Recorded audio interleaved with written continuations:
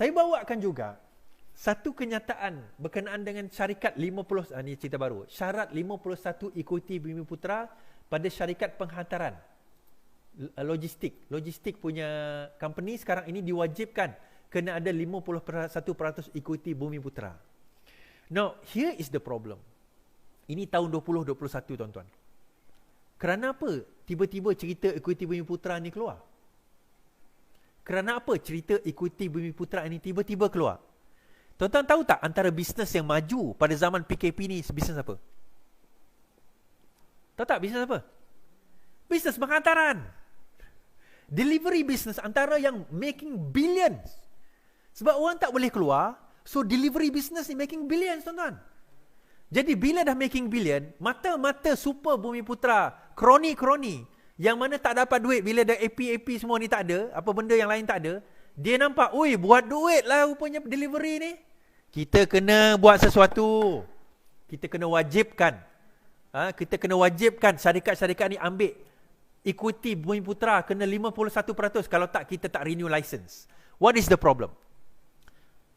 Problem di beberapa perkara. Number one, Bumiputera, syarikat Malaysia, penghantaran Malaysia, kena bersaing dengan international. Syarat ini hanya untuk syarikat penghantaran Malaysia. Syarikat international tak perlu. Jadi bila mereka nak kena ambil ikuti 51 Bumiputera, tuan-tuan ingat siapa yang pegang 51% tu? Tuan-tuan ingat Haji Mail, Pakcik Kasim, Abang Bakar, Makcik Lima, Makcik Leman dekat kampung. Tuan-tuan ingat siapa yang dapat 51% tu? Yang ada duit, tuan-tuan. Nak beli equity, bukannya main sebut macam tu je.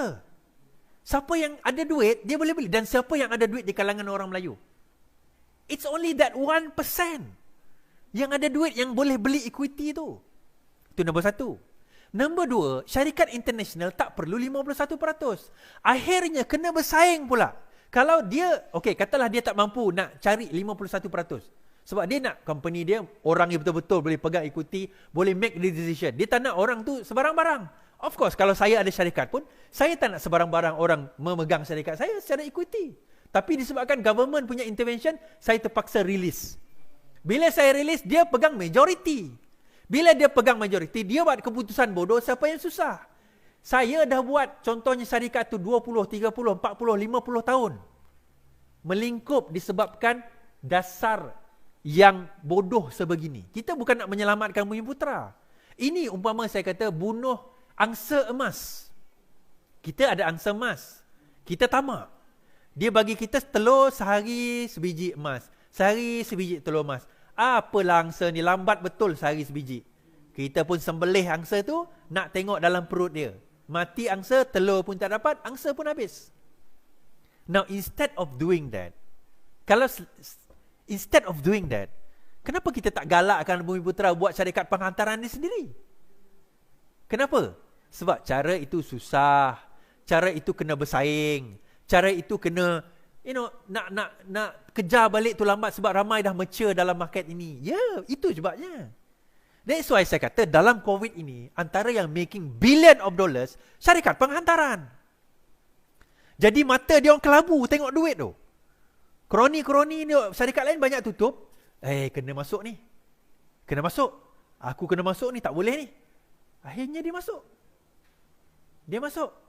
Untuk tujuan apa? Dan dia buat polisi. Tuan-tuan, kalau kita buat polisi sebegini, orang takut dah masuk dalam negara kita ni. Orang nak berniaga tak berani, tuan-tuan.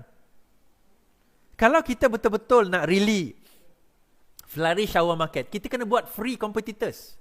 Kita kena buat total betul-betul free market untuk kita compete. Kalau kita tak, kita boleh regulate contohnya on monopoly, boleh. On unfair competition, boleh. Tapi jangan kita buat benda macam ni, tuan-tuan. The moment kita buat benda macam ni, dia tak akan menyelamatkan ekonomi dan tak akan menyelamatkan penghantaran. Kononnya baiklah untuk Bumiputera. Tuan-tuan, saya nak tanya, tuan-tuan dapat ke? Ada orang akan petikaikan saya nanti. Suadi, bukan kita bagus untuk Bumiputera. Lim Guan Eng tu saja dengki. Dia tak nak Bumiputera maju. Aku nak tanya, kalau buka 51%, berapa juta Bumiputera dapat? 51%. Let me ask you, berapa juta dapat? I bet dia tak sampai pun 100-200 orang. Mungkin less than that yang akan dapat benefit daripada perkara tersebut. yang dapat benefit daripada perkara tersebut, saya kata. Dan akhirnya, yang kaya bertambah kaya kerana apa? Dulu AP. Sekarang ni nak kena paksa 51 Bumiputera, dan mereka yang ada syarikat dan berpuluh tahun yang maju, terpaksa golong tikar kerana polisi sebegini. Kita bukan menyelamatkan negara. Kita bukan menyelamatkan Bumiputera kecuali segelintir golongan itu saja. The rest of us, bila ekonomi kita jatuh, orang dah tak nak berniaga, siapa yang rugi? Yang dia orang tetap bilion. Dia boleh pindah ke Perancis macam si Nazri tu. Dia boleh pindah ke negara lain, dia ada istana dekat luar negara, ada rumah banglo kat luar negara, ada duit dekat luar negara. Kita ni, jangan kata luar negara, dalam negara pun tak ada duit. Cuba kita fikir logik, ni bukan isu rasis, bukan isu Bumiputera. What Lim Guan Eng said was correct.